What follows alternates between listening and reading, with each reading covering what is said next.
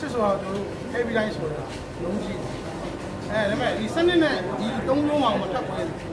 ဝင်တော့မိုးစားထပ်ပွဲ G ရဲ့ RB ရဲ့ LB ရဲ့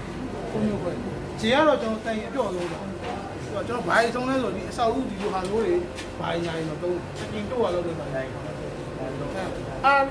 RB ကကျတော့ကျွန်တော်တမောမှာတုံးတယ်ဘာလို့လဲဆိုတော့တမောမှာတော့ချိုးတိုင်းတွေပါဆွဲနေမှာကြအမာတိုင်းတွေပါချိုး RB တုံးတယ်အဲ့ဒါပဲဘာကတိန်းတိုင်းတို့ကတိန်းတော့ဝိမားနဲ့ပေါ့ဒီကြီးမားနဲ့ပေါ့ဒီမှာကြအဲ့လိုဟာမျိုးတော့ကွဲတိုင်းကွဲအဲ့ဒီဆိုရဲမျိုးစားရှိ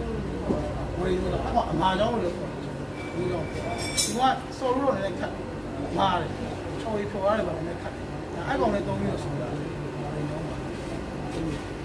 အဲ့ဝေးဆိုစားဆော်လို့ဟာရဒီကျွန်တော်ဒီချော်ဖော်ရခါမှာရေးကြည့်တယ်ဒီတန်သားလေးစာပြဒီမှာတော့သဘောတရားပေါ့နော်ဒီတန်သားနဲ့ထိရဒီဝေးဒီမှာထိရကျွန်တော်တာဘုံမှာရှိအတာဘုံနဲ့စပြီးတော့ဝေးကြီးထွက်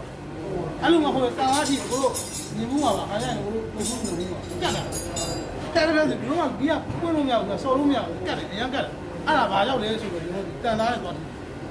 ဒီတာဘုံနဲ့ထိဒါဒီလိုအောင်ကြော်ရတဲ့ခါကျမှအခါကျမှပုံကြီးကလိုက်ကိုဖမှန်လေးလက်ကိုဖမှန်လေးနဲ့အများကြီးပေါ့ဝိညာဉ်ထောင်လည်းမရဘူးဒီထောင်လည်းမရဘူးသူ့ရဲ့ဒီဂရီတော့သူ့ရဲ့ဒီလိုင်းမှာရှိတော့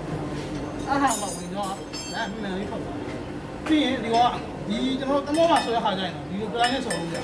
ပလိုင်းဆိုတာတောင်းလိုက်ဆိုတာရှိုးလိုက်အခုခံလိုက်ဆိုတာရှိတယ်ဒီတန်မန်းနှစ်ခုကြားမှာဒါလုံးဝအစိတ်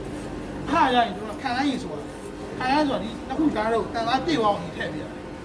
တန်သားပြေဝပြီးဆိုမှအပေါ်ကရှိုးလိုက်တော့ရှိုးလိုက်ဆိုရခါကျရင်တော့ခံလိုက်ထည့်တယ်လို့ဒါလိုက်သွားဆွဲလို့မရဘူးသူကကျတော့သူကျွန်တော်တို့စမ်းမဆော်ရတဲ့လူဆိုရင်ကျွန်တော်ဆော်တော့သွားတဲ့လူဆိုတော့ဒါအရေးမကြီးတော့မဆော်တဲ့လူကြရင်တော့သူကတိုင်ငယ်လေးတော့ခေါ်ပြီးဆိုဟုတ်လို့ဒီဟာကိုအောက်မှာဆိုရင်တိနှစ်သုံးဆိုဒါကတိုင်ငယ်လို့ခေါ်အခါကျ